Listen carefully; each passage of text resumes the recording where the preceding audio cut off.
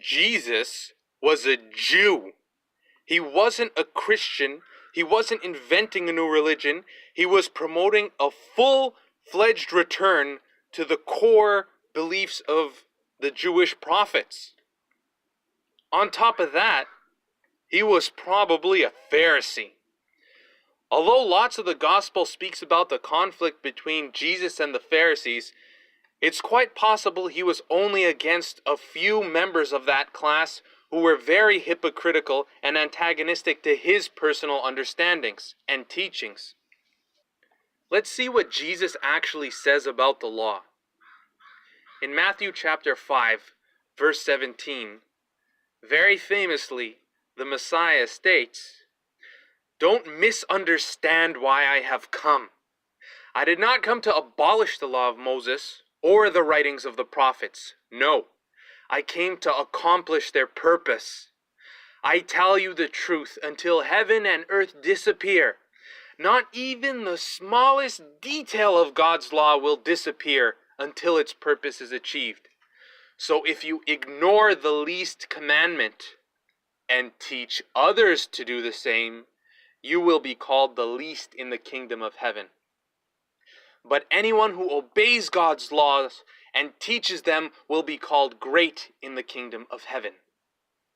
But I warn you, unless your righteousness is better than the righteousness of the teachers of religious law and the Pharisees, you will never enter the kingdom of heaven."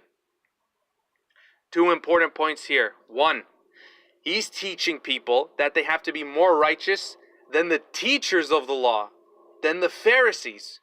The only way to do such would be by being even more committed and dedicated in following the path and commandments that God has commanded their ancestors. You can't ignore the law. You can't sidestep it. You must redouble your commitment to it. You must redouble your commitment to the Jewish tradition. This is what Jesus is teaching them.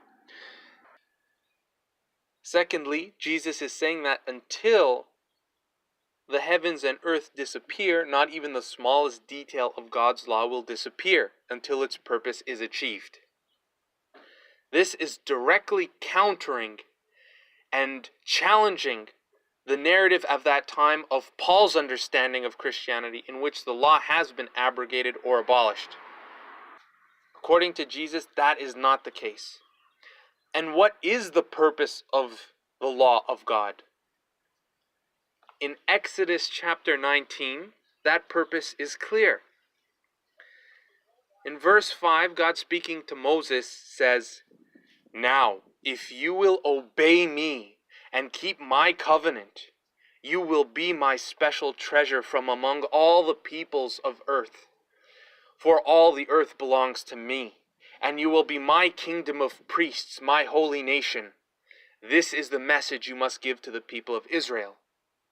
So in essence, the purpose of the law was to cultivate the people of Israel to be outstanding role models of righteousness and develop a close relationship to God based on love and devotion, as well as being a guide for the rest of humanity.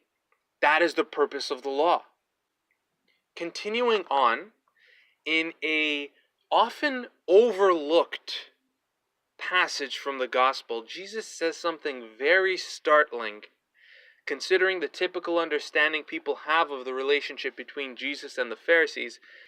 In Matthew chapter 23, it begins from verse 1. "Then Jesus said to the crowds and to his disciples, 'The teachers of religious law and the Pharisees are the official interpreters of the law of Moses. So practice and obey whatever they tell you.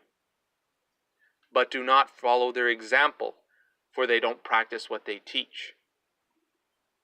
Why did Jesus give so much authority to the interpretation of the Pharisees here?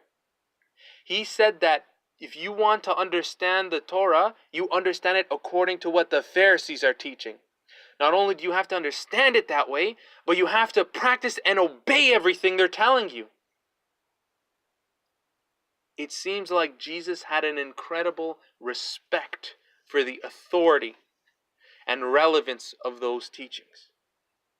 Did the Pharisees teach that you can abolish the law or you don't have to follow it? No.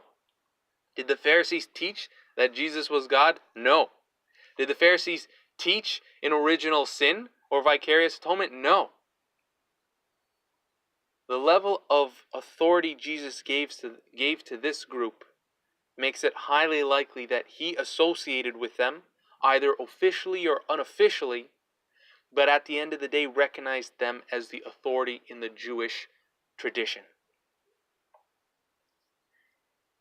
So to conclude, Jesus was a Jew who taught the Jewish law, and he saw the Pharisee group, the group of the teachers' law, as the authority of your religious understanding and lifestyle, and he commanded his followers to obey and to follow their teachings.